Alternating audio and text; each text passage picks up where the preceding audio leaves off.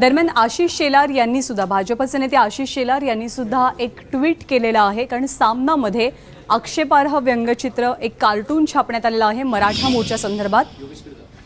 भाजपचे मुंबई अध्यक्ष आशिष शेलारांनी सुद्धा आता यानंतर शिवसेनेवरती टीका केली आहे। आशिष शेलार काय म्हणाले ट्विटवरनं आपण योगेशकडनं जाणून घेत। आशिष शेलारांनी काय भूमिका मांडली आहे? सर्वच विरोधी पक्ष एक वेळ सेनेवरती त्या व्यंगचित्रावरती तुटून पडलेले असताना आता मित्रपक्ष जो भाजप आहे त्यांनी सुद्धा याच्यामध्ये टीका केली। जे भाजपचे मुंबई अध्यक्ष आहेत आशिष शेलार त्यांनी म्हटले कार्यकारी संपादकांचे आजवरची उपदेश पाहता त्यांनाच कार्टून म्हणा असं वाटतंय।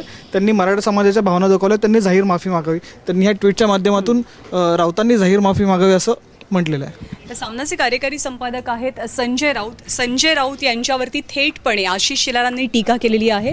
त्यांनी आतापर्यंतचे जे काम केलेलं आहे त्यामुळे त्यांनाच कार्टून म्हणावं असं वाटतं असं ट्विट आशिष शेलार यांनी केलंय। त्यामुळे आतापर्यंत केवळ विरोधकच शिवसेनेच्या विरोधात बोलत होते, सामनामध्ये जे छापून आलंय त्याच्याबद्दल बोलत होते, परंतु आता मित्रपक्ष सुद्धा शिवसेनेच्या विरोधात बोलू लागलेत या मुद्द्यावरनं। तर मराठा समाजाच्या शांततापूर्ण मोर्चाबद्दल सामनाने एक वादग्रस्त कार्टून छापलेला आहे आणि त्यावरनं हा सगळा वाद सुरू झालाय।